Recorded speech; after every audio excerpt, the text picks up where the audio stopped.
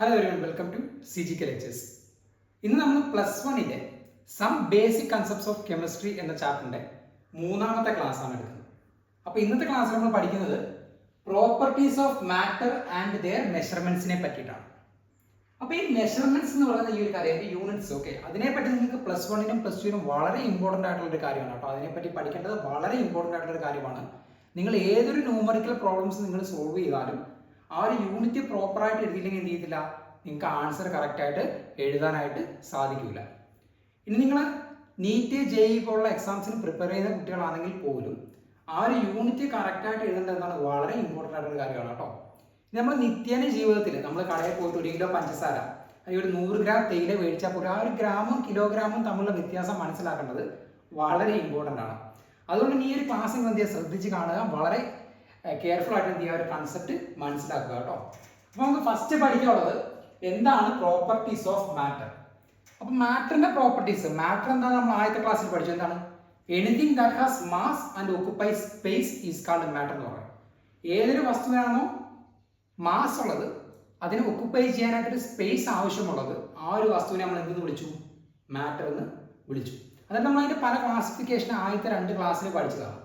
ഇനി നമ്മൾ അതിന്റെ പ്രോപ്പർട്ടീസിന്റെ അടിസ്ഥാനത്തിൽ നമുക്ക് അവരെ മെയിനായിട്ട് 2ആയിട്ട് തരംതിരിക്കാം. അല്ല, ഒന്നാമത്തെയാണ് ഫിസിക്കൽ പ്രോപ്പർട്ടീസ്, രണ്ടാമത്തെ ക്ലാസിഫിക്കേഷൻ ആണ് കെമിക്കൽ പ്രോപ്പർട്ടീസ്. അപ്പൊ എന്താണ് ഫിസിക്കൽ പ്രോപ്പർട്ടീസ് നോക്കിയാൽ നിങ്ങൾക്ക് വളരെ എളുപ്പമാണ്. നിങ്ങൾ ഒരു സബ്സ്റ്റൻസ് എടുത്തു, ആ സബ്സ്റ്റൻസിന്റെ മണം അല്ലെ, മണം ഓർഡർ എന്ന് പറയുന്നത് നമ്മളല്ലേ, ഓർഡർ. ആ ഒരു മണം മനസ്സിലാക്കണമെങ്കിൽ ആ ഒരു സബ്സ്റ്റൻസിനെ നമ്മൾ വേറൊരു കെമിക്കൽ ചേഞ്ചിന് വിധേയമാകേണ്ട ആവശ്യമില്ല അല്ലെ. ജസ്റ്റ് അവരെ എന്ത് ചെയ്യാൻ പറ്റും, നമുക്ക് ഒബ്സർവ് ചെയ്യാൻ പറ്റും. അങ്ങനെ ആ ഒരു മെഷർമെന്റ്, ആ ഒരു പ്രോപ്പർട്ടി നമുക്ക് മനസ്സിലാക്കാനായിട്ട് സാധിക്കും.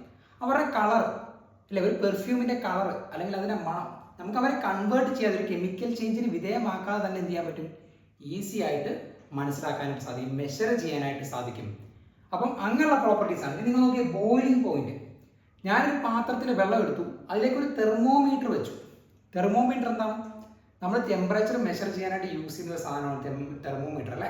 നമ്മുടെ ഹോസ്പിറ്റലൊക്കെ നിങ്ങൾക്ക് അറിയാം, ഇവരെന്ത് ചെയ്യും, ഒരു തെർമോമീറ്റർ വെക്കില്ലേ നമ്മുടെ ചൂട് മെഷർ ചെയ്യാനായിട്ട്. അപ്പോൾ അതെന്ത് ചെയ്തു, നമ്മുടെ പാത്രത്തിൽ വെള്ളം എടുത്തിട്ട് അതിലേക്ക് എന്ത് ചെയ്തു, ഒരു തെർമോമീറ്റർ ഡിപ്പ് ചെയ്തു. ആ തെർമോമീറ്റർ എന്ത് കാണിക്കും, അതൊരു 0 ഡിഗ്രി സെൽഷ്യസ് തൊട്ട് 100 ഡിഗ്രി സെൽഷ്യസ് വരെയുള്ള ടെമ്പറേച്ചർ കാണിക്കും. അപ്പം വെള്ളത്തിന്റെ ബോയിലിംഗ് പോയിന്റ് എത്തുമ്പോൾ എന്ത് ചെയ്യും, അത് തിളയ്ക്കുക അല്ലേ. അപ്പം നമുക്ക് ആ ഒരു ബോയിലിംഗ് പോയിന്റ് ഏത് ടെമ്പറേച്ചർ ആണ് കറക്റ്റായിട്ട് മെഷർ ചെയ്യാനായിട്ട് സാധിക്കും ഒരു തെർമോമീറ്റർ വെച്ചിട്ട്. പക്ഷെ വെള്ളത്തിന്റെ ആ ഒരു ബോയിലിംഗ് പോയിന്റ് നമ്മൾ മെഷർ ചെയ്യുന്ന സമയത്ത് ആ വെള്ളം അല്ലാണ്ട് വേറെ എന്തെങ്കിലുമായിട്ട് മാറുമോ? ഇല്ല. 2 ഹൈഡ്രജനും 1 ഓക്സിജനും അടങ്ങുന്ന ഒരു വാട്ടർ മോളിക്യൂൾ തന്നെ ആയിരിക്കും. ആ ഒരു കമ്പോസിഷൻ മാറുന്നില്ല, അവരുടെ ഐഡന്റിറ്റി മാറുന്നില്ല എന്ന് നമുക്ക് പറയാം. അപ്പം ഒരു പ്രോപ്പർട്ടി മെഷർ ചെയ്യുമ്പോൾ ഒരു വസ്തുവിന്റെ ഐഡന്റിറ്റി അല്ലെങ്കിൽ കമ്പോസിഷൻ മാറുന്നില്ലെങ്കിൽ അങ്ങനെയുള്ള പ്രോപ്പർട്ടീസ് ആണ് എന്ത്, അതിന്റെ ഫിസിക്കൽ പ്രോപ്പർട്ടീസ്. ഇനി നിങ്ങൾ നോക്കിയ മെൽറ്റിംഗ് പോയിന്റ്. മെൽറ്റിംഗ് പോയിന്റ് എന്ന് പറഞ്ഞാൽ എന്താണ്? ഞാനൊരു സ്പൂണിലെത്തി ഉപ്പ് എടുത്തു, നമ്മുടെ കിച്ചൺ സാൾട്ട്, സോഡിയം ക്ലോറൈഡ് എടുത്തു. അതായത് ഞാൻ അതിൻ്റെ ഒരു ഗ്യാസ് സ്റ്റൗവിൻ്റെ ഫ്രണ്ടിൽ കൊടുത്തു കഴിഞ്ഞാൽ, ഗ്യാസ് സ്റ്റൗവിൻ്റെ മുകളിൽ കൊടുത്തു കഴിഞ്ഞാൽ ആ സോഡിയം ക്ലോറൈഡ്, ആ ഉപ്പ് എന്ത് ചെയ്യും, ഉരുകും അല്ലേ, അതിൻ്റെ മോൾട്ടൺ സ്റ്റേറ്റിലേക്ക് എത്തും. അങ്ങനെ നമുക്ക് എന്ത് ചെയ്യും, ആ ഉരുകൻ തുടങ്ങുന്ന ആ ഒരു ടെമ്പറേച്ചർ, അതിൻ്റെ മെൽറ്റിംഗ് പോയിന്റ് നമുക്ക് മെഷർ ചെയ്യാനായിട്ട് സാധിക്കും. പക്ഷേ ഈ ഒരു മെൽറ്റിംഗ് പോയിന്റ് നമ്മൾ മെഷർ ചെയ്യുന്ന സമയത്ത് നിങ്ങൾ ശ്രദ്ധിക്കേണ്ട കാര്യം, ഈ ഒരു മെൽറ്റിംഗ് പോയിന്റ് നമ്മൾ മെഷർ ചെയ്യേണ്ട സമയത്ത് അല്ലെ Na+ഉം Cl- അയോൺസ് ആണുള്ളത് അല്ലെ. സോഡിയം ക്ലോറൈഡ് എന്ന് പറഞ്ഞാൽ Na+ഉം Cl- ആണ്. അവർ വേറെ ഒരു കെമിക്കലായിട്ട് മാറുകയോ ഒന്നും ചെയ്യുന്നില്ല അല്ലേ. അവരുടെ ഐഡന്റിറ്റി അവർ അതേപോലെ തന്നെ മെയിൻറ്റെയിൻ ചെയ്യുന്നുണ്ട്. അവരുടെ കമ്പോസിഷൻ, ഒരു സോഡിയം 1 ക്ലോറിൻ കൂടി ചേർന്ന NaCl, അവരുടെ കമ്പോസിഷൻ അതേപോലെ തന്നെ അവർ മെയിൻറ്റെയിൻ ചെയ്യുന്നുണ്ട്. അങ്ങനെ ഒരു പ്രോപ്പർട്ടിയെ മെഷർ ചെയ്യുമ്പോൾ അവർ ഐഡന്റിറ്റിയും കമ്പോസിഷനും മാറുന്നില്ലെങ്കിൽ, മാറ്റം സംഭവിക്കുന്നില്ലെങ്കിൽ, അങ്ങനെയുള്ള പ്രോപ്പർട്ടീസിനാണ് നമ്മൾ എന്ന് വിളിക്കുന്നത്, ഫിസിക്കൽ പ്രോപ്പർട്ടീസ് എന്ന് വിളിക്കുന്നത്. പിന്നെയുള്ള ഉദാഹരണം നോക്കി, ലെന്ത്. ഒരു വസ്തുവിന്റെ നീളം നമ്മൾ മെഷർ ചെയ്യുമ്പോൾ അല്ലേ, ആ ഒരു വസ്തുവിന്റെ നീളം മെഷർ ചെയ്യുമ്പോൾ ആ വസ്തുവിന് പ്രത്യേകിച്ച് ഒരു ചേഞ്ചും ഉണ്ടാകുന്നില്ല, നമുക്ക് ഈസി ആയിട്ട് എന്ത് ചെയ്യാൻ പറ്റും, ആ ഒരു മെഷർമെന്റ് എടുക്കാം. അതിന്റെ മാസ്, അതിന്റെ ഡെൻസിറ്റി, അതിന്റെ വോളിയം, ഇതെല്ലാം എന്താണ്, ആ ഒരു വസ്തുവിന് ഒരു കെമിക്കൽ ചേഞ്ച് ഉണ്ടാവാതെ തന്നെ അവരുടെ ഐഡന്റിറ്റിയും കമ്പോസിഷനും മാറാണ്ട് തന്നെ നമുക്ക് എന്ത് ചെയ്യാൻ പറ്റും, മെഷർ ചെയ്യാവുന്ന പ്രോപ്പർട്ടീസ് ആണ്. അപ്പം ഫിസിക്കൽ പ്രോപ്പർട്ടീസ് എന്ന് പറഞ്ഞാൽ അത്രേ ഉള്ളൂ. Physical properties are those properties that can be measured or observed without changing the identity or composition of the compound. ഒരു കോമ്പൗണ്ടിന്റെ ഐഡന്റിറ്റി അല്ലെങ്കിൽ കമ്പോസിഷൻ മാറാതെ മെഷർ ചെയ്യാൻ പറ്റുന്ന പ്രോപ്പർട്ടീസ് ആണ് എന്ന് പറയുന്നത് ഫിസിക്കൽ പ്രോപ്പർട്ടീസ്. പക്ഷെ കെമിക്കൽ പ്രോപ്പർട്ടീസ് നോക്കിയേ, റിയാക്ടിവിറ്റി. ഒരു കോമ്പൗണ്ട് റിയാക്ടിവിറ്റി ചെക്ക് ചെയ്യണമെന്ന് വെച്ചാൽ നമ്മൾ ആ ഒരു റിയാക്ഷൻ നടത്തി തന്നെ നോക്കണം അല്ലേ. അതായത് ഒരു കെമിക്കൽ ചേഞ്ച് ഉണ്ടാവണം. കമ്പസ്റ്റിബിലിറ്റി, ഒരു കോമ്പൗണ്ട് കത്തോ ഇല്ലെന്ന് അറിയാനായിട്ട് നമ്മളത് കത്തിച്ച് തന്നെ നോക്കണം അല്ലേ. അത് ആ ഒരു കോമ്പൗണ്ട് ഒരു കെമിക്കൽ ചേഞ്ച് ഉണ്ടാവുന്നുണ്ട്, അതിന്റെ ഫലമായിട്ട് നമുക്ക് എന്ത് ചെയ്യാൻ പറ്റും, അതിന്റെ ആ ഒരു പ്രോപ്പർട്ടി മെഷർ ചെയ്യാനായിട്ട് പറ്റും. അസിഡിറ്റി, ബേസിസിറ്റി, ഇവരെല്ലാം എന്താണ്, കെമിക്കൽ പ്രോപ്പർട്ടീസ് ആണ്. അതായത് ഒരു കോമ്പൗണ്ടിന് ഒരു കെമിക്കൽ ചേഞ്ച് ഉണ്ടാകുന്നതിന്റെ ഫലമായിട്ട് മെഷർ ചെയ്യാവുന്ന പ്രോപ്പർട്ടീസ് ആണ് എന്ന് പറയുന്നത്. അതിന്റെ കെമിക്കൽ പ്രോപ്പർട്ടീസ് എന്ന് പറയുന്നത് വളരെ ഈസിയാണ് അല്ലേ. അതായത് പ്രോപ്പർട്ടീസ് ഓഫ് മാറ്റർ നമുക്ക് രണ്ടായിട്ട് ക്ലാസിഫൈ ചെയ്യാം, ഫിസിക്കൽ പ്രോപ്പർട്ടി എന്നും കെമിക്കൽ പ്രോപ്പർട്ടി എന്നും. ഫിസിക്കൽ പ്രോപ്പർട്ടി എന്ന് പറഞ്ഞാൽ those properties that can be measured or observed without changing the identity or composition of the compound എന്ന് പറയാം. കെമിക്കൽ പ്രോപ്പർട്ടി ആണെങ്കിലോ അവർക്കൊരു കെമിക്കൽ ചേഞ്ചിന്റെ ഫലമായിട്ട് മെഷർ ചെയ്യാവുന്ന പ്രോപ്പർട്ടീസിനാണ് നമ്മൾ എന്ന് വിളിക്കുന്നത് കെമിക്കൽ പ്രോപ്പർട്ടീസ് എന്ന് വിളിക്കുന്നത്. അപ്പോൾ അതാണ് ആദ്യത്തെ ഒരു പാർട്ട്, വളരെ സിമ്പിൾ ആണ് ആ ഒരു ക്ലാസിഫിക്കേഷൻ എന്ന് പറയുന്നത്.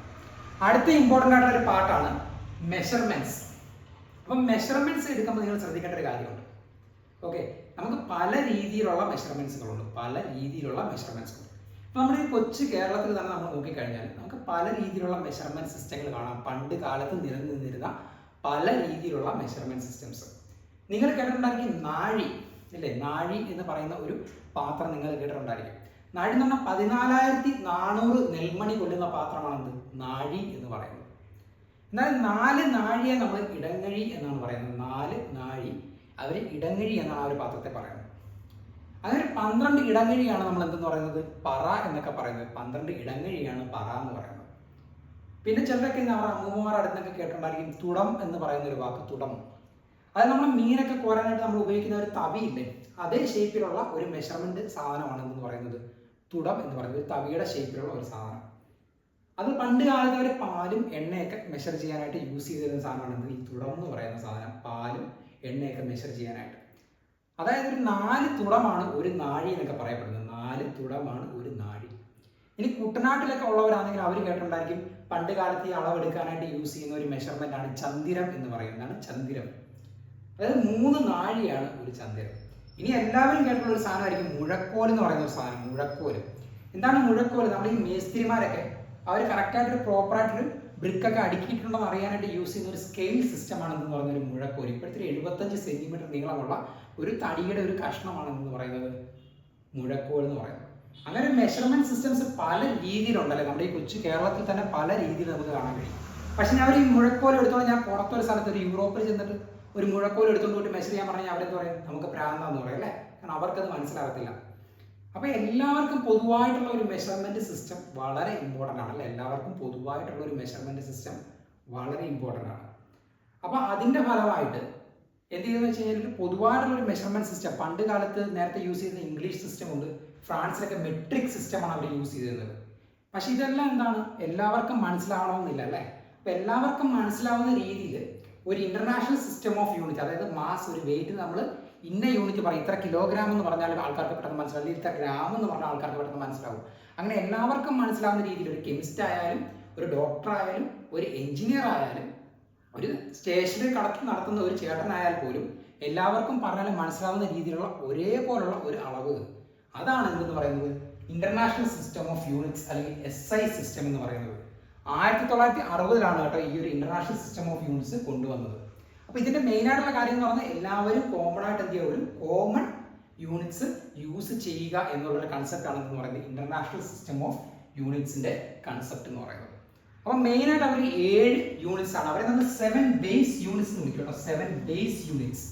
അപ്പം ഈ 7 ബേസ് യൂണിറ്റ്സ് ആണ് നമുക്ക് ഇന്റർനാഷണൽ സിസ്റ്റം ഓഫ് യൂണിറ്റ്സിലുള്ളത്. അപ്പം ഇവരെ വെച്ചിട്ട് നമ്മൾ ബാക്കി എല്ലാ യൂണിറ്റുകളും നമുക്ക് മെഷർ ചെയ്യാനായിട്ട് പറ്റും.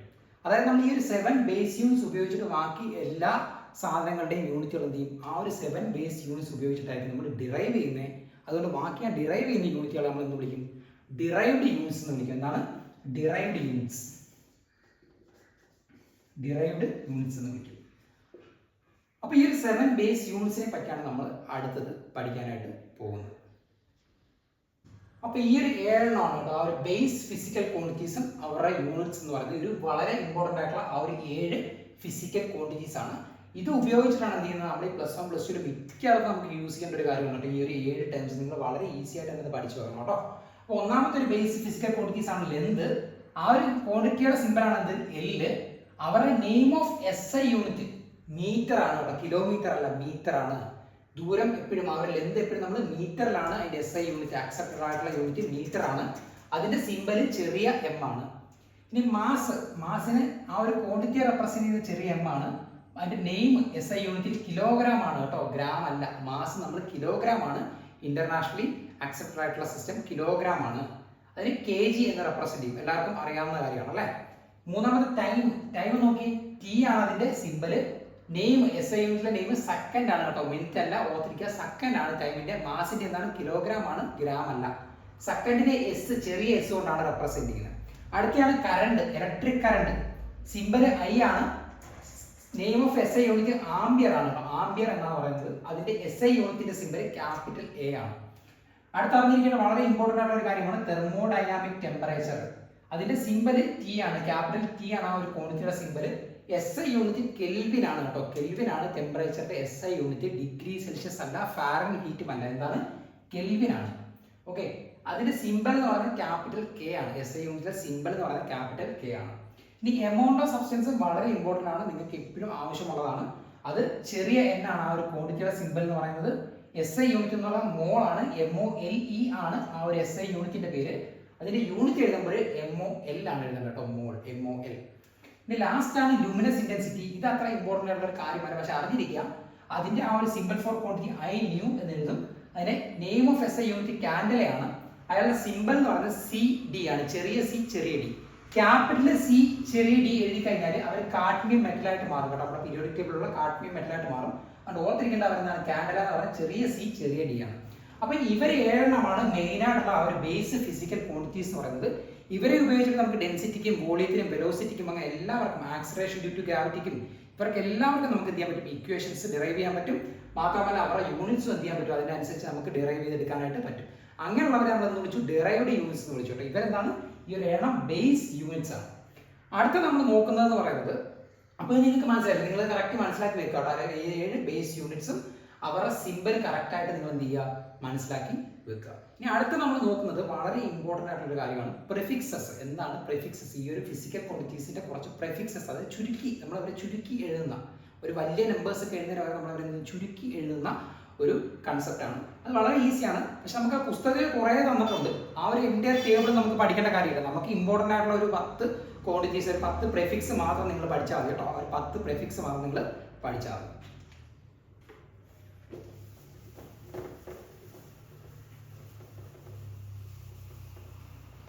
ഞാൻ പറഞ്ഞ പുസ്തകത്തിൽ നിങ്ങൾക്ക് ഒരു നീണ്ട ലിസ്റ്റ് തന്നിട്ടുണ്ട്. ആ നീണ്ട ലിസ്റ്റ് ഒന്നും നിങ്ങൾ പഠിക്കേണ്ട കാര്യമില്ല. വളരെ ഇമ്പോർട്ടൻ്റ് ആയിട്ട് നിങ്ങൾക്ക് +1 +2 എൻട്രൻസിലും ഒക്കെ യൂസ് ചെയ്യാൻ ആവശ്യമായ കുറച്ച് പ്രിഫിക്സുകൾ പഠിച്ചെടുക്കുക കേട്ടോ, അവർ ഫിസിക്കൽ ക്വാണ്ടിറ്റീസിന്റെ.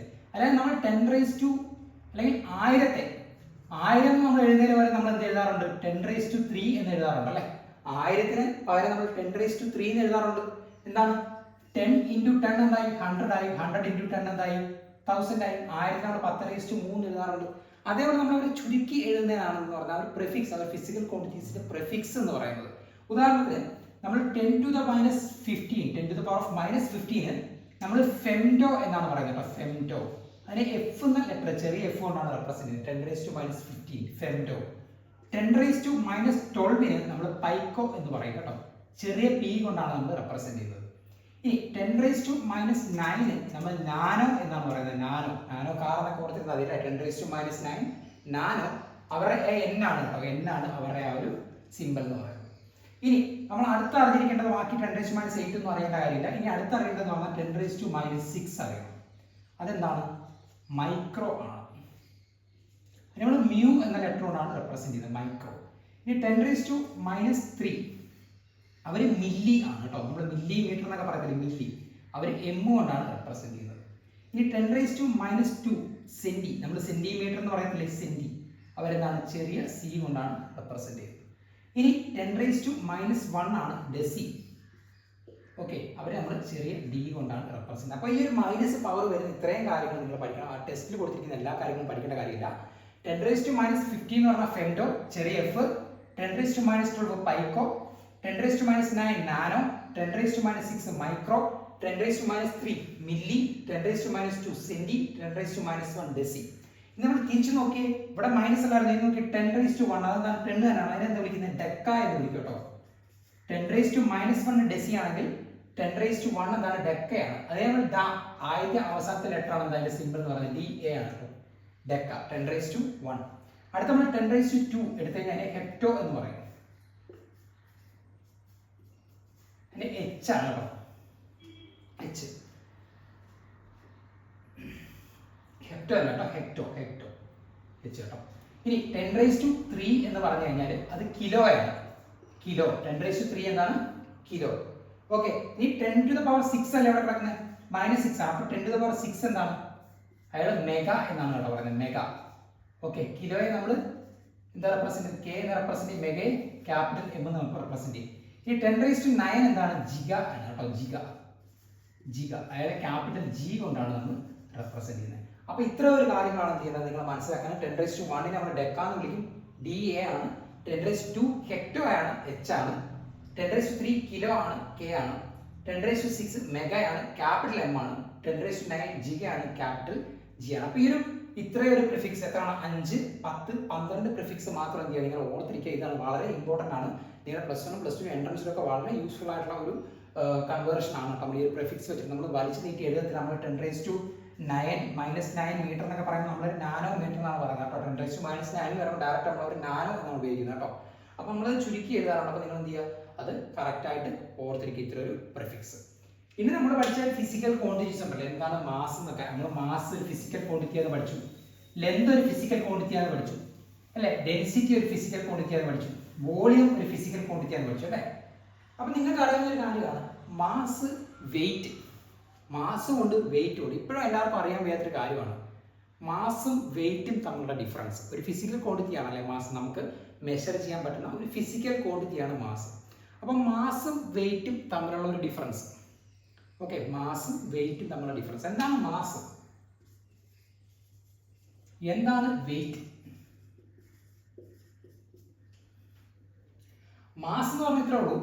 മാസ് എന്ന് പറഞ്ഞാൽ ഒരു സബ്സ്റ്റൻസിൽ അടങ്ങിയിരിക്കുന്ന എമൗണ്ട് ഓഫ് മാറ്റർ ആണെന്ത്, മാസ്. ഒരു സബ്സ്റ്റൻസിൽ അടങ്ങിയിരിക്കുന്ന എമൗണ്ട് ഓഫ് മാറ്റർ ആണ് മാസ്. എന്നിൽ അടങ്ങിയിരിക്കുന്ന ആ ഒരു മാറ്ററിന്റെ എമൗണ്ട് ആണെന്ത്, എന്റെ മാസ്. അപ്പൊ മാസ് എന്ന് പറഞ്ഞാൽ എന്താണ്, എമൗണ്ട് ഓഫ് മാറ്റർ ആണ് എന്തെന്ന് പറയുന്നത്, മാസ് എന്ന് പറയുന്നത്. പക്ഷെ വെയിറ്റ് എന്ന് പറയുന്നത് ആ ഒരു ഒബ്ജക്റ്റിൽ എന്നിൽ ആ ഒരു ഫോഴ്സ്, ആ ഒരു ഗ്രാവിറ്റി എക്സേർട്ട് ചെയ്യുന്ന ഫോഴ്സ് ആണ് എന്ന് പറയുന്നത് എൻ്റെ വെയിറ്റ് എന്ന് പറയുന്നത്. മാസ് എന്ന് പറയുന്നത് എമൗണ്ട് ഓഫ് മാറ്റർ ആണ്. വെയിറ്റ് എന്ന് പറയുന്നത് force exerted by the gravity on that object. ആ ഒരു ഒബ്ജക്റ്റിൽ ആ ഒരു ഗ്രാവിറ്റി എക്സേർട്ട് ചെയ്യുന്ന ഫോഴ്സിനെയാണ് നമ്മൾ എന്ത് വിളിക്കുന്നത്, അതിന്റെ വെയിറ്റ് എന്ന് വിളിക്കുന്നത്. അതായത് ഫോഴ്സ് എക്സേർട്ടഡ് ബൈ ഗ്രാവിറ്റി, അതാണ് എന്തെന്ന് പറയുന്നത്, അതിന്റെ വെയിറ്റ് എന്ന് പറയുന്നത്. ഓക്കെ, ഇനി നിങ്ങൾ അടുത്ത അറിയേണ്ട ഒരു കാര്യം, മാസ് എന്ന് പറയുന്നത് കോൺസ്റ്റന്റ് ആണ്. എന്താണ്, mass is constant. Mass change ആവില്ല. മാസ് എന്താണ്, കോൺസ്റ്റന്റ് ആണ്. പക്ഷെ വെയിറ്റ് എന്ത് ചെയ്യുന്നുണ്ട്, വെയിറ്റ് നോട്ട് കോൺസ്റ്റന്റ് ആണ്. വെയിറ്റ് എന്ത് ചെയ്യും, മാറും. അത് എപ്പോഴും കോൺസ്റ്റന്റ് ആവണമെന്ന് നിർബന്ധമില്ല.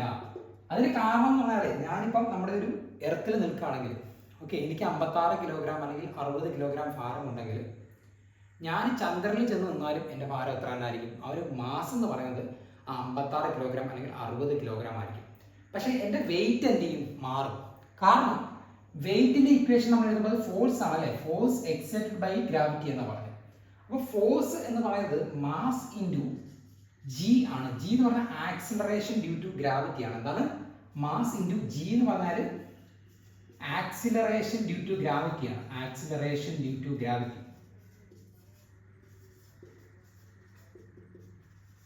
അതാണ് എന്ത്, ജി എന്ന് പറയുന്നത്. അപ്പോൾ ഫോഴ്സ് എന്ന് പറഞ്ഞാൽ ആ ഒരു വെയിറ്റ് എന്ന് പറഞ്ഞാൽ മാസ് ഇൻറ്റു ജി ആണ്. ജി എന്ന് പറയുന്നത് എർത്തിന്റെ ജി എന്ന് പറയുന്നത്, എർത്തിന്റെ ആക്സിലറേഷൻ ഡ്യൂ ടു ഗ്രാവിറ്റി എന്ന് പറയുന്നത് 9.8 മീറ്റർ പെർ സെക്കൻഡ് സ്ക്വയർ ആണ്. പക്ഷേ മൂണില് ആ ഒരു ഗ്രാവിറ്റി എന്ന് പറയുന്നത് 1.6 മീറ്റർ പെർ സെക്കൻഡ് സ്ക്വയർ ആണ്. അതായത് ഞാൻ എർത്തിൽ നിന്ന് മൂണിലേക്ക് പോകുമ്പോൾ എൻ്റെ ആക്സിലറേഷൻ ഡ്യൂ ടു ഗ്രാവിറ്റി ആവുന്നത് 1.6 ആണ്. അതുകൊണ്ട് തന്നെ എൻ്റെ എന്ത് മാറും, വെയിറ്റ് മാറും. പക്ഷേ മാസ് എന്ന് പറയുന്നത് ഡെൻസിറ്റി ഇൻറ്റു വോളിയം ആണ്. എന്താണ്, ഡെൻസിറ്റി ഇൻറ്റു വോളിയം ആണ് എന്ത്, മാസ്. അതുകൊണ്ട് തന്നെ എന്ത് ചെയ്തില്ല, ഞാൻ മൂണിലായാലും എർത്തിലായാലും എല്ലാം എന്താണ്, എൻ്റെ മാസ് എന്താണ്, സെയിം ആണ്. പക്ഷെ എൻ്റെ വെയിറ്റ് എന്തല്ല, സെയിം അല്ല. അപ്പൊ നിങ്ങൾ അറിയേണ്ട മാസും വെയിറ്റും തമ്മിലുള്ള ഡിഫറൻസ്. മാസ് എന്ന് പറഞ്ഞാൽ amount of matter present in a substance ആണ്. വെയിറ്റ് എന്ന് പറഞ്ഞാൽ force exerted by gravity on that object ആണ്. മാസ് എപ്പോഴും എന്തായിരിക്കും? കോൺസ്റ്റന്റ് ആയിരിക്കും. വെയിറ്റ് എന്തായിരിക്കും? കോൺസ്റ്റന്റ് ആണോ നിർബന്ധമില്ല. ആക്സിലറേഷൻ ഡ്യൂ ടു ഗ്രാവിറ്റി മാറി എന്ത് മാറും? ആ ഒരു ഫോഴ്സ് മാറും. അപ്പോൾ എന്ത് ചെയ്യും? ഓട്ടോമാറ്റിക് ആയിട്ട് അതിന്റെ വെയിറ്റ് എന്ത് ചെയ്യും? മാറും. ഇനി മാസിന്റെ യൂണിറ്റ് കിലോഗ്രാം ആണ് കേട്ടോ. യൂണിറ്റ് ഓഫ് മാസ് എന്ന് പറയുന്നത് കിലോഗ്രാം ആണ്. യൂണിറ്റ് ഓഫ് വെയിറ്റ് എന്ന് പറയുന്നത് എന്താണ്? ന്യൂട്ടൺ ആണ്. ന്യൂട്ടൺ. ഓക്കെ, നമ്മൾ ക്യാപിറ്റൽ N കൊണ്ട് റെപ്രസെന്റ് ചെയ്യും ന്യൂട്ടൺ. അപ്പൊ നിങ്ങൾ നോക്കണം, നമ്മൾ വെയിറ്റ് ഒക്കെ മെഷർ ചെയ്യുന്നവരാണ് അല്ലേ? ചിലരൊക്കെ പ്രത്യേകിച്ച് പെൺകുട്ടികൾ എന്നൊക്കെ പറഞ്ഞാൽ ഭാരം കൂടുമ്പോൾ അവർക്ക് ടെൻഷനാണ്. അപ്പോൾ അവർ എപ്പോഴും എന്ത് ചെയ്യും? അവരിങ്ങനെ വെയിറ്റ് ചെക്ക് ചെയ്തുകൊണ്ടിരിക്കും. അപ്പോൾ ആക്ച്വലി നിങ്ങളുടെ വെയിങ് മെഷീനിൽ നിങ്ങൾ വെയിറ്റ് ആണോ ചെക്ക് ചെയ്യുന്നത്, മാസ് ആണോ ചെക്ക് ചെയ്യുന്നത്? ഒരു വെയിങ് മെഷീനിൽ നിങ്ങൾ വെയിറ്റ് ആണോ ചെക്ക് ചെയ്യുന്നത്, മാസ് ആണോ ചെക്ക് ചെയ്യുന്നത്? അപ്പോൾ നിങ്ങൾ ശ്രദ്ധിക്കേണ്ട കാര്യം, നിങ്ങൾ വെയിറ്റ് തന്നെയാണ് ചെക്ക് ചെയ്യുന്നത് കേട്ടോ. വെയിറ്റ് തന്നെയാണ് ചെക്ക് ചെയ്യുന്നത്. പക്ഷേ ഒരു വെയിങ് മെഷീനിൽ, ആ ഒരു വെയിങ് മെഷീനിൽ സപ്പോസ് നിങ്ങൾക്ക് 56 കിലോഗ്രാം ഉള്ള ഒരാളാണെങ്കിൽ, 56 കിലോഗ്രാം മാസ് ഉള്ള ഒരാളാണെങ്കിൽ, അപ്പം എഫ് അതിന്റെ വെയിറ്റ് കണ്ടുപിടിക്കുമ്പോൾ 56 ഇൻറ്റു ജി അല്ലേ? ഇടത്തിൽ എത്രയാണ്? 9.8. അത് ഞാൻ 10 ആയിട്ട് എടുത്ത് എത്ര കിട്ടും? 560 ന്യൂട്ടൺ ആണ് നിങ്ങളുടെ വെയിറ്റ്. ഓക്കെ, 560 ന്യൂട്ടൺ ആണ്. 56 കിലോഗ്രാമും 10 ആക്സലറേഷൻ ഡ്യൂ ടു ഗ്രാവിറ്റിയും ഉള്ള ഒരാളുടെ വെയിറ്റ് എന്ന് പറയുന്നത് എന്താണ്? 560 ന്യൂട്ടൺ ആണ്. എന്നാൽ ആ ഒരു മെഷീൻ എന്ത് വെച്ചാൽ ഈ ന്യൂട്ടണിൽ കിട്ടുന്ന വാല്യൂവിനെ 10 കൊണ്ട് ഡിവൈഡ് ചെയ്തിട്ടാണ് ചെയ്യുന്നത് നമുക്ക് കിലോഗ്രാമിലേക്ക് തരുന്നത്. അതുകൊണ്ടാണ് വെയിങ് മെഷീൻ നമുക്ക് 56 കിലോഗ്രാമിന് കിട്ടുന്നത്. പക്ഷെ വെയിങ് മെഷീൻ ആക്ച്വലി മെഷർ ചെയ്യുന്നത് എന്താണ്? അതിന്റെ വെയിറ്റ് ആണ്. പക്ഷെ അതിനെ എന്ത് ചെയ്യുന്നുണ്ട്? ആക്സിലറേഷൻ ഡ്യൂ ടു ഗ്രാവിറ്റി കൊണ്ട് ആ വെയിങ് മെഷീൻ തന്നെ ഡിവൈഡ് ചെയ്യുന്നതുകൊണ്ടാണ് എന്ത് ചെയ്യുന്നത്? നിങ്ങൾക്ക് അതിന്റെ മാസ് കിട്ടുന്നത്. അപ്പം മാസ് എന്ന് പറയുന്നത് എപ്പോഴും കോൺസ്റ്റന്റ് ആണ്. വെയിറ്റ് എന്താണ്? കോൺസ്റ്റന്റ് അല്ല. ഇനി നിങ്ങൾ ചന്ദ്രന് ഈ 56 കിലോഗ്രാം ഉള്ള ഒരാളുടെ വെയിറ്റ് ഞാൻ പറഞ്ഞു 560 ന്യൂട്ടൺ ആണെന്ന് പറഞ്ഞു. Okay, 560 newton. ഇനി അയാളുടെ വെയിറ്റ് ചന്ദ്രനിൽ നോക്കി 56 ഇൻറ്റു എത്ര വരും?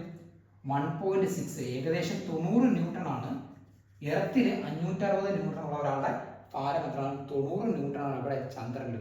അതായത് 9 ഇൻറ്റു 6 എടുത്തു കഴിഞ്ഞാൽ ഏകദേശം 54, 540 ന്യൂട്ടൺ വരും. അത് ഇതിൻ്റെ ഏകദേശം 6 മടങ്ങ് വ്യത്യാസമുണ്ട്. അത് എനിക്ക് എർത്തിലുള്ള എൻ്റെ ഭാരത്തേക്കാളും 6 മടങ്ങ് കുറവായിരിക്കും ഇവിടെ ചന്ദ്രനിൽ അതിൻ്റെ വെയിറ്റ്. കാരണം എന്താണ്? അവിടുത്തെ ആക്സിലറേഷൻ ഡ്യൂ ടു ഗ്രാവിറ്റി തമ്മിൽ എത്ര മടങ്ങ് വ്യത്യാസമുണ്ട്? ഏകദേശം 6 മടങ്ങോളം വ്യത്യാസം വരുന്നുണ്ട്. അതുകൊണ്ട് തന്നെ ഈ ഒരു വാല്യൂസ് നമ്മൾ എന്ത് ചെയ്യുന്നത്? 6 മടങ്ങ് വ്യത്യാസം ചെയ്തുകൊണ്ട് കാണാൻ കഴിയുന്നുണ്ട്. അപ്പോൾ നിങ്ങൾ ശ്രദ്ധിക്കേണ്ട കാര്യം, മാസും വെയിറ്റും എടുത്തു കഴിഞ്ഞാൽ മാസ് എന്ന് പറയുന്ന ഒരു മാറ്ററുള്ള എമൗണ്ട് ഓഫ് മാറ്റർ ആണ്. മാസ് എന്ന് പറയുന്നത് വെയിറ്റ് എന്ന് പറഞ്ഞാൽ ഫോഴ്സ് എക്സൈറ്റഡ് ബൈ ഗ്രാവിറ്റി ആണ് വെയിറ്റ് എന്ന് പറയുന്നത്. മാസ് കോൺസ്റ്റന്റ് ആണ്, വെയിറ്റ് എന്തല്ല? കോൺസ്റ്റന്റ് അല്ല. അത് എന്തിനനുസരിച്ച് മാറും? അതിന്റെ ആക്സിലറേഷൻ ഡ്യൂ ടു ഗ്രാവിറ്റിക്ക് അനുസരിച്ച് മാറും. ഇനി വെയിറ്റ് നമ്മൾ കിലോഗ്രാമിലാണ്, മാസ് കിലോഗ്രാമിലാണ് പറയുന്നത് പറഞ്ഞു. അപ്പോൾ നിങ്ങൾക്ക് അറിയാമെന്ന് പറഞ്ഞാൽ 1000 ഗ്രാം ആണ് 1 കിലോഗ്രാം. നിങ്ങൾ ഓർത്തിരിക്കണം കേട്ടോ. 1000 ഗ്രാം ആണ് എന്ത്? 1 കിലോഗ്രാം. അങ്ങനെ 1 ഗ്രാം എഴുതണമെങ്കിൽ എങ്ങനെ എനിക്ക് എഴുതാൻ പറ്റും നോക്കി? 1000 എങ്ങനെ എഴുതാം? 1000 ഇൻറ്റു 1 ഗ്രാം ആണ് എന്ന് പറയുന്നത് 1 കിലോഗ്രാം അല്ലേ? 1000 ഇൻറ്റു 1 ഗ്രാം ആണ് 1000 ഗ്രാം. ഇവിടുന്ന് 1 ഗ്രാം കണ്ടുപിടിക്കണം എന്ത് ചെയ്യണം? ഈ 1000 താഴോട്ട് കൊണ്ടുവരണ്ടേ? 1/1000 എന്താണ്? കിലോഗ്രാം ആണ്. 1/1000 എന്ന് പറഞ്ഞാൽ എന്താണ്? 10⁻³ കിലോഗ്രാം ആണ്. അതായത് 1 ഗ്രാം എന്ന് പറഞ്ഞാൽ എത്ര കിലോഗ്രാം ആണ്? 10⁻³ കിലോഗ്രാം ആണത് 1 ഗ്രാം. അപ്പോൾ ഇതൊക്കെ നിങ്ങൾക്ക് അങ്ങോട്ടും ഇങ്ങോട്ടും കൺവേർഷനിൽ യൂസ് ചെയ്യുന്ന കാര്യങ്ങളാണ് കേട്ടോ. 1 ഗ്രാം എന്ന് പറഞ്ഞാൽ 10⁻³ കിലോഗ്രാം ആണെന്ന് നിങ്ങൾ ഓർത്തിരിക്കണം. അല്ലെങ്കിൽ ഈ 10⁻³ നമ്മൾ വേറെ പേര് നേരത്തെ വിളിച്ചായിരുന്നു, പ്രിഫിക്സ് വെച്ചിട്ടുണ്ടായിരുന്നു. എന്തായിരുന്നു? മില്ലി ആയിരുന്നു അല്ലേ? 10⁻³ മില്ലി ആയിരുന്നു. ഓക്കെ, അപ്പം 1 ഗ്രാം എന്ന് പറയുന്നത് 10⁻³ കിലോഗ്രാം ആണ് എന്ന് നിങ്ങൾ ഓർത്തിരിക്കണം. അപ്പോൾ ഒരു മാസും വെയിറ്റ് നമ്മളെ മെയിൻ ആയിട്ടുള്ള ഡിഫറൻസ് നിങ്ങൾക്ക് മനസ്സിലാക്കി ഞാൻ വിശ്വസിക്കുന്നു. അടുത്ത നമ്മൾ അറിയേണ്ട ഒരു ടേമാണ് വോളിയം. എന്താണ് വോളിയം? അപ്പോൾ അടുത്തൊരു ഫിസിക്കൽ ക്വാണ്ടിറ്റിയാണ് വോളിയം എന്ന് പറയുന്നത്. എന്താണ് വോളിയം? അപ്പോൾ വോളിയത്തെ പറ്റി പറയുമ്പോൾ നിങ്ങൾ അറിയേണ്ട കാര്യം എന്ന് പറയുന്നത്, വോളിയം എന്ന് പറഞ്ഞാൽ ഇറ്റ് ഈസ് ദ സ്പേസ് അല്ലേ? ഒരു ഒബ്ജക്റ്റിനെ ഓക്കുപൈ ചെയ്യാൻ ആവശ്യമായിട്ടുള്ള സ്പേസിനെയാണ് എന്ന് പറയുന്നത് വോളിയം എന്ന് പറയുന്നത്. നമ്മുടെ നാട്ടിലൊക്കെ വോളിയം നമ്മൾ കേൾക്കാറുള്ളത് ലിറ്ററിനാണ് അല്ലേ? പെട്രോളൊക്കെ അടിക്കുന്ന ചേട്ടൻ 2 ലിറ്റർ പെട്രോൾ അല്ലേ? അല്ലെങ്കിൽ 3 ലിറ്റർ പെട്രോൾ എന്നൊക്കെയാണ് നമ്മൾ കേൾക്കുന്നത്. അപ്പോൾ വോളിയത്തിന്റെ യൂണിറ്റ് എന്ന് പറയുന്നത് ലിറ്റർ ആണ്. പക്ഷെ 1 ലിറ്റർ എന്ന് പറയുന്നത് 1000 മില്ലി ലിറ്റർ ആണ് നിങ്ങൾ അറിഞ്ഞിരിക്കണം. 1 ലിറ്റർ 1000 മില്ലി ലിറ്റർ ആണ് നിങ്ങൾ അറിഞ്ഞിരിക്കണം. ഇനി 1000 മില്ലി ലിറ്റർ അല്ലെങ്കിൽ 1000 സെന്റിമീറ്റർ ക്യൂബ് എന്നും നമ്മൾ പറയും. 1000 സെന്റിമീറ്റർ ക്യൂബ് എന്നും നമ്മൾ പറയും. അതായത് 1 മില്ലി ലിറ്റർ എന്താണ്? 1 സെന്റിമീറ്റർ ക്യൂബാണ് അല്ലേ? കാരണം 1 ലിറ്റർ 1000 മില്ലി ലിറ്റർ ആണ്. 1000 മില്ലി ലിറ്റർ എന്ന് പറഞ്ഞാൽ 1000 സെന്റിമീറ്റർ ക്യൂബാണ്. അങ്ങനെ അതിന് 1 മില്ലി ലിറ്റർ എന്താണ്? 1 സെന്റിമീറ്റർ ക്യൂബാണ്. ഇനി 1000 സെന്റിമീറ്റർ ക്യൂബിനെ നമുക്ക് 1 ഡെസിമീറ്റർ ക്യൂബ് എന്നും വിളിക്കാം. 1000 സെന്റിമീറ്റർ ക്യൂബിനെ 1 ഡെസിമീറ്റർ ക്യൂബ് എന്നും വിളിക്കാം കേട്ടോ. 1000 സെന്റിമീറ്റർ ക്യൂബിനെ നമുക്ക് 1 ഡെസിമീറ്റർ ക്യൂബ് എന്നും വിളിക്കാം. ഡെസി എന്ന് പറഞ്ഞാൽ ഡി ആണല്ലേ? സിമ്പിൾ നമ്മൾ പറഞ്ഞാൽ ഡി ആണ് ഡെസി. ഓക്കെ, അപ്പം 1 ലിറ്റർ എന്ന് പറഞ്ഞാൽ 1000 മില്ലി ലിറ്റർ ആണ്, അല്ലെങ്കിൽ 1000 സെന്റിമീറ്റർ ക്യൂബ് ആണ്, അല്ലെങ്കിൽ എന്താണ് 1 ഡെസിമീറ്റർ ക്യൂബ് ആണ്. ഇതൊക്കെ നിങ്ങൾ അറിഞ്ഞിരിക്കുക. പിന്നീട് എന്ത് ചെയ്യാൻ നിങ്ങൾക്ക് ഒരു ന്യൂമറിക്കൽസ് പ്രോബ്ലംസ് നിങ്ങൾക്ക് അത് യൂസ് ചെയ്യാനായിട്ട് സാധിക്കും. ഇനി അടുത്തതെന്ന് പറയുന്നത് ഡെൻസിറ്റി ആണ്. വേറൊരു ഫിസിക്കൽ ക്വാണ്ടിറ്റി ആണ് ഡെൻസിറ്റി. അപ്പൊ ഡെൻസിറ്റി നിങ്ങൾ പഠിച്ചിട്ടുണ്ട് അല്ലെ? ഡെൻസിറ്റി എന്ന് പറഞ്ഞാൽ എന്താണ്? ഡെൻസിറ്റി എന്ന് പറഞ്ഞാൽ എന്താണ്? നേരത്തെ നമ്മൾ പറഞ്ഞു മാസ് എന്ന് പറഞ്ഞാൽ എന്താണ്? ഡെൻസിറ്റി ഇൻറ്റു വോളിയം എന്ന് പറഞ്ഞു അല്ലെ? ഡെൻസിറ്റി ഇൻറ്റു വോളിയം എന്നാണ് നമ്മൾ മാസിന് പറഞ്ഞത്. അതായത് ഡെൻസിറ്റി എന്താണ്? മാസ് ഡിവൈഡഡ് ബൈ വോളിയം എഴുതി കൂടെ. Density mass divided by volume എഴുതി കൂടെ. മാസിന്റെ SI യൂണിറ്റ് എന്താണ്? കിലോഗ്രാം ആണ്. വോളിയം നമ്മൾ മീറ്റർ ക്യൂബ് ആയിട്ട് എടുത്തു കഴിഞ്ഞാൽ അല്ലെ? വോളിയം എന്ന് പറഞ്ഞാൽ L ആണ്. അതായത് L ആണ് എന്ത്? വോളിയം അല്ലെ? ലെന്തിന്റെ നമ്മൾ പഠിച്ചു എന്താണ്? മീറ്റർ ആണ്. അപ്പം മീറ്റർ ഇൻറ്റു മീറ്റർ എന്ന് പറയുന്നത് വരും മീറ്റർ ക്യൂബ് എന്ന് വരും.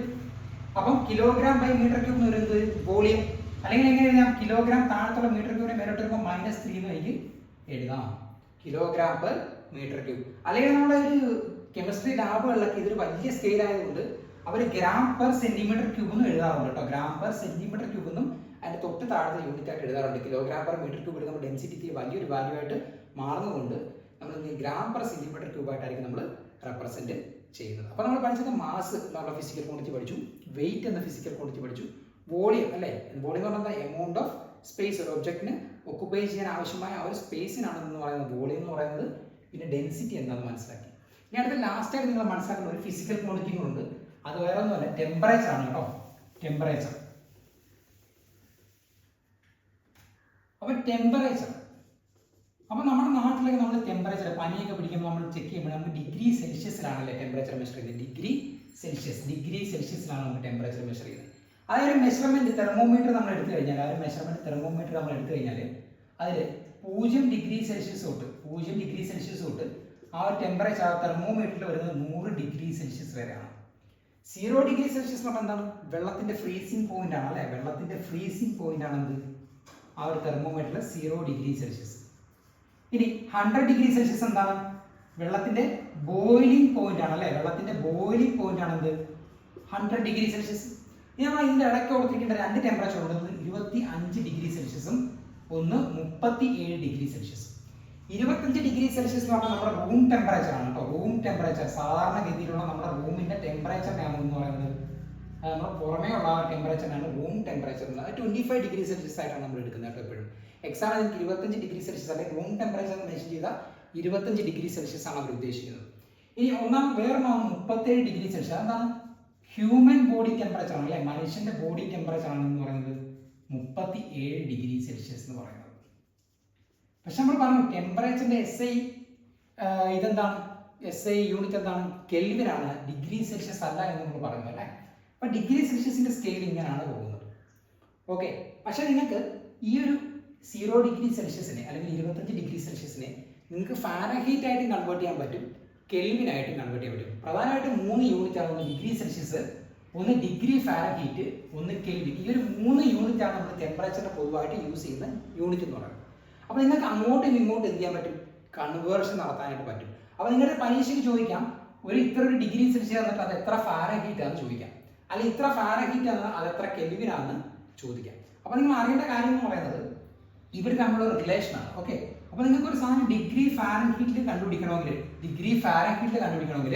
നിങ്ങൾ 9/5 ഓഫ് ഡിഗ്രി സെൽഷ്യസ് പ്ലസ് 32 എടുത്തു കഴിഞ്ഞാൽ എന്ത് കിട്ടും നിങ്ങൾക്ക്? അത് ഫാരൻഹീറ്റിലുള്ള വാല്യൂ കിട്ടും.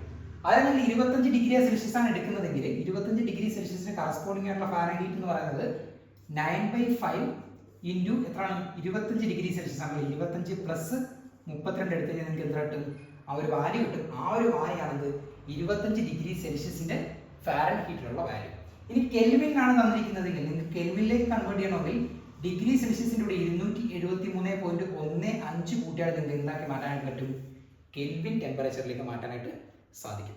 അപ്പം വളരെ ഈസിയാണ്. നിങ്ങൾക്ക് എന്ത് ഞാൻ പറഞ്ഞതെന്ന് പറഞ്ഞു കഴിഞ്ഞാൽ നമുക്ക് ടെമ്പറേച്ചറിന് 3 യൂണിറ്റുകളാണ് പ്രധാനമായിട്ടുള്ളത്. ഒന്ന് ഡിഗ്രി സെൽഷ്യസ്, ഒന്ന് ഡിഗ്രി ഫാരൻഹീറ്റ്, ഒന്ന് കെൽവിൻ. അതിൽ SI യൂണിറ്റ് എന്ന് പറയുന്നത് എന്താണ്? കെൽവിൻ. കെ അല്ലെങ്കിൽ കെൽവിൻ കേട്ടോ. കെൽവിൻ ആണ് അതിന്റെ യൂണിറ്റ് എന്ന് പറയുന്നത്. അതിന്റെ സിംബൽ ആണ് എന്ത്? കെ. അപ്പം നമുക്ക് ഈ ഒരു ഡിഗ്രി സെൽഷ്യസിനെ ഒന്നിൽ ഫാരൻഹീറ്റ് ആക്കി മാറ്റാൻ പറ്റും, അല്ലെങ്കിൽ ഡിഗ്രി സെൽഷ്യസ് തന്നാൽ നമുക്ക് എന്ത് ചെയ്യാൻ പറ്റും? കെൽവിൻ ആക്കി മാറ്റാൻ പറ്റും. കാരണം പ്രോബ്ലം ചെയ്യുമ്പോൾ നമുക്ക് എപ്പോഴും എന്തിട്ട് ചെയ്യണം? ആ ഒരു SI യൂണിറ്റിൽ വേണം ചെയ്യാനായിട്ട്, കെൽവിനിലാക്കി വേണം ചെയ്യാനായിട്ട്. അപ്പോൾ പരീക്ഷയ്ക്ക് നിങ്ങൾക്ക് 25 ഡിഗ്രി സെൽഷ്യസ് എന്നാണ് തന്നിരിക്കുന്നതെങ്കിൽ നിങ്ങളത് കെൽവിനിലാക്കണം. എന്ത് ചെയ്യണം? 25 പ്ലസ് 273.5 എത്രയാണ്? 298.15 ആണ് അതിന്റെ കെൽവിനിലെ വാല്യൂ എന്ന് പറയുന്നത്. ഇനി ഫാരൻഹീറ്റിലേക്ക് കൺവേർട്ട് ചെയ്യാൻ പരീക്ഷയ്ക്ക് ചോദിച്ചു കഴിഞ്ഞാൽ 9/5 ഇൻറ്റു ഡിഗ്രി സെൽഷ്യസിൽ തന്ന വാല്യൂ പ്ലസ് 32 ആഡ് ചെയ്താൽ നിങ്ങൾക്ക് കിട്ടും, അതിന്റെ ഫാരൻഹീറ്റിലുള്ള വാല്യൂ കിട്ടും. അപ്പോൾ നമ്മൾ ഇന്നത്തെ ക്ലാസ്സിൽ വളരെ ഈസി ആയിട്ടുള്ള ഒരു ക്ലാസ് ആണ് കേട്ടോ. വളരെ സിമ്പിൾ ആയിട്ടുള്ള കുറച്ച് കാര്യങ്ങളാണ് പഠിച്ചത്. ഫസ്റ്റ് ഒരു മാപ്പിന്റെ പ്രോപ്പർട്ടീസ് നമുക്ക് physical property chemical property classify ചെയ്യാൻ പഠിച്ചു അല്ലേ. അതിനുശേഷം നമ്മൾ എന്ത് ചെയ്തു? മെഷർമെന്റ് സിസ്റ്റം, ഒരു ഇന്റർനാഷണൽ സിസ്റ്റം ഓഫ് യൂണിറ്റ്സിന്റെ ഒരു മെഷർമെന്റിനെ പറ്റി പഠിച്ചു. എന്നിട്ട് 7 ബേസ് യൂണിറ്റിനെ പറ്റി പഠിച്ചു. അത് ഉപയോഗിച്ച് ഡെറൈവ് ചെയ്യാവുന്ന യൂണിറ്റുകളെ ഡിറൈവ്ഡ് യൂണിറ്റ്സ് എന്ന് വിളിക്കാമെന്ന് പഠിച്ചു. അതിനുശേഷം കുറച്ച് ഫിസിക്കൽ ക്വാണ്ടിറ്റീസ് അനലൈസ് ചെയ്യുന്നത് എന്തൊക്കെയാണ്? മാസും വെയിറ്റും പിന്നെ അവർ തമ്മിലുള്ള ഡിഫറൻസ് അല്ലേ. പിന്നെ നമ്മൾ പഠിച്ചത് എന്താണ്? വോളിയം, അതിന്റെ യൂണിറ്റ് അല്ലേ. 1 ലിറ്റർ എന്ന് പറഞ്ഞു കഴിഞ്ഞാൽ 1000 മില്ലി ലിറ്റർ ആണ്. 1000 മില്ലി ലിറ്റർ എന്ന് പറഞ്ഞാൽ 1000 സെന്റിമീറ്റർ ക്യൂബ് ആണ്. 1000 സെന്റിമീറ്റർ ക്യൂബ് എന്ന് പറഞ്ഞാൽ 1 ഡെസിമീറ്റർ ക്യൂബ് ആണ്. അങ്ങനെ കുറച്ച് കാര്യങ്ങൾ പഠിച്ചു. പിന്നെ ഡെൻസിറ്റി പഠിച്ചു.